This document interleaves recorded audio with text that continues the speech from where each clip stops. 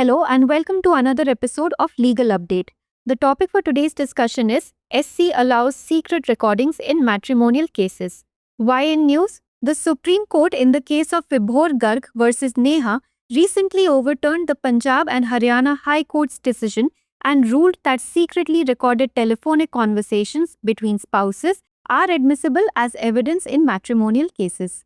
Background of the case. The case emerged from a divorce proceeding where the husband wanted to present a secretly recorded telephonic conversation as evidence to substantiate allegations of cruelty. The family court at Bhatinda allowed the evidence, but the wife contested it on the grounds that it violated her right to privacy. The Punjab and Haryana High Court sided with the wife, declaring the evidence inadmissible. The husband then challenged the High Court's decision in the Supreme Court. Court observation. The Supreme Court bench, comprising judges B.V. Nagarthana and Satish Chandra Sharma, clarified that Section 122 of Indian Evidence Act, which protects marital communications, allows exceptions in matrimonial cases. The court emphasized that the exception under Section 122 should be interpreted in context of the right to a fair trial, a fundamental right under Article 21 of the Constitution. The court further ruled that privacy rights between spouses were not absolute and that the evidence was relevant for establishing claims of cruelty. Provisions involved. Section 122 of the Indian Evidence Act protects marital communications but allows exceptions in legal proceedings, especially in cases of cruelty where such communications may be disclosed. Article 21 of the Constitution guarantees the right to a fair trial, which includes the right to present relevant evidence even if it is related to marital privacy. Now let us look at a practice question. The right to a fair trial is a fundamental right under which article of the Indian Constitution?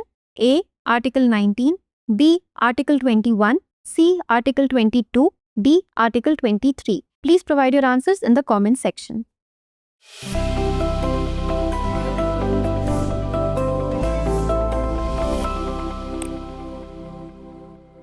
Supreme court ने वैवाहिक मामलों में गुप्त recording की अनुमति दी। आइए जानते हैं यह खबर चर्चा में क्यों है। विभोर गर्ग बनाम नेहा के मामले में सर्वोच्च न्यायालय ने हाल ही में पंजाब एवं हरियाणा उच्च न्यायालय के फैसले को पलट दिया और फैसला सुनाया कि पति पत्नी के बीच गुप्त रूप से रिकॉर्ड की गई टेलीफोन बातचीत वैवाहिक मामलों में साक्ष्य के रूप में स्वीकार्य है। मामले की पृष्ठभूमि। यह मामला तलाक की कार्यवाही से उत्पन्न हुआ, जिसमें पति क्रूरता के आरोपों को प्रमाणित करने के लिए गुप्त रूप से रिकॉर्ड की गई टेलीफोन बातचीत को साक्ष्य के रूप में प्रस्तुत करना चाहता था। बठिंडा स्थित पारिवारिक न्यायालय ने साक्ष्य को स्वीकार कर लिया, लेकिन पत्नी ने इस आधार पर इसका विरोध किया कि इससे उसकी निजता के अधिकार का उल्लंघन होता है। पंजाब एवं हरियाणा उच्च न्यायालय ने पत्नी का पक्ष लेते हुए साक्ष्य को अस्वीकार्य घोषित कर दिया। इसके बाद पति ने उच्च न्यायालय के फैसले को सर्वोच्च न्यायालय में चुनौती दी।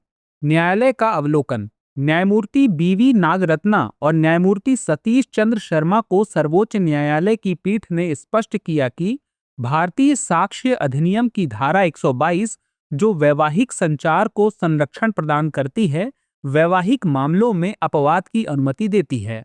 न्यायालय ने इस बात पर जोर दिया कि धारा 122 के तहत अपवाद की व्याख्या निष्पक्ष सुनवाई के अधिकार के संदर्भ में की जानी चाहिए, जो संविधान के अनुच्छेद 21 के तहत एक मौलिक अधिकार है। न्यायालय ने आगे कहा कि पति पत्नी के बीच गोपनीयता के अधिकार पूर्ण नहीं है तथा क्रूरता के दावों को स्थापित करने के लिए साक्ष्य प्रासंगिक हैं। शामिल प्रावधान। भारतीय साक्ष्य अधिनियम की धारा 122, यह वैवाहिक संवादों की सुरक्षा करता है, लेकिन कानूनी कार्यवाही में अपवादों की अनुमति देता है, विशेष रूप से क्रूरता के मामलों में जहां ऐसे संवादों का खुलासा किया जा सकता है।